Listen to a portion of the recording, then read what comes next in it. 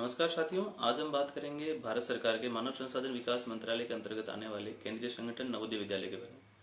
नवोदय विद्यालय की स्थापना नई शिक्षा नीति 1986 के अंतर्गत हुई थी। यह टोटली सीबीएसई पैटर्न पर आधारित है। अभी हाल ही में नवोदय विद्यालय के एडमिशन की प्रक्रिया चल रही है, जिसकी अंतिम तिथि 15 दिसंबर है। तो मेरा निवेदन सबसे प्रथम यही रहेगा कि हमारे आसपास के जितने भी होनहार विद्यार्थी हैं जो कक्षा 5 में पढ़ रहे हैं या कक्षा 8 में पढ़ रहे हैं, वो अगले सत्र से स्टार्ट होने वाले कक्षा 6 और कक्षा 9 के लिए योग्य हैं। तो उनको प्रोत्साहित कीजिए और उन्हें भेजने की कोशिश कीजिए नवोदय विद्यालय में, क्योंकि नवोदय विद्यालय अपने आप में एक सर्वश्रेष्ठ संस्था है। जहां बात करें अन्य प्राइवेट संस्थाओं के साथ इसके कंपटीशन की, तो नवोदय विद्यालय सर्वोपरि है। यहाँ शिक्षा के साथ साथ आपको स्पोर्ट्स, एडवेंचर और कला के क्षेत्र में भी निपुण किया जाता है। जहाँ केवल आज के व्यावसायिक युग में कुछ प्राइवेट संस्थाओं का केवल और केवल मुख्य शिक्षा का उद्देश्य ही रह गया है, वहाँ सर्वांगीण विकास के लिए नवोदय विद्यालय, सैनिक स्कूल्स, मिलिट्री स्कूल्स, ये अपने आप में सर्वोपरि है।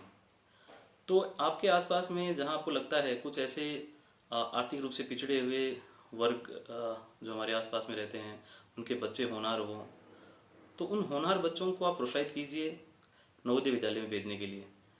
और अभी डेट नज़दीक है 15 दिसंबर, जो कि आने वाली है। सिंपल सा मैं आपको एक फॉर्म बता रहा हूँ। ये एक फॉर्म होगा जिसको मैं अपने फेसबुक पेज और यूट्यूब पेज पे अपडेट कर दूंगा। आप बस इसका प्रिंट आउट लीजिए, ये भरिए और संबंधित नवोदय विद्यालय में इसको जमा कर दीजिए। आगामी 21 अप्रैल और 13 फरवरी को 2 अलग अलग कक्षाओं के एग्जाम होंगे। आप सिर्फ देख लीजिए आप किस संबंधित कक्षा में प्रवेश ले रहे हैं, उसके अकॉर्डिंगली। और यह प्रक्रिया पूर्णतः निःशुल्क है और इसकी जो पढ़ाई की जो संचालित गतिविधियां हैं वह भी निःशुल्क है।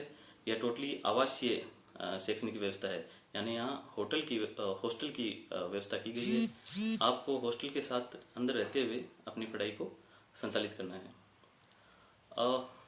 तो बस मेरा आपसे यही निवेदन रहेगा कि जहाँ कहीं भी आपके आसपास, चाहे वो ग्रामीण प्रतिभा हो चाहे शहरी प्रतिभा हो, जो कहीं पिछड़े हुए हैं या फिर पिछड़े हुए नए भी हैं लेकिन उन्हें पढ़ने की एक ललक है, कुछ आगे बढ़ने की ललक है, तो ऐसे बच्चों को और आप नवोदय स्कूल की तरफ प्रेरित कीजिए और एक अच्छा भविष्य बनाने के लिए उनको प्रोत्साहन दीजिए।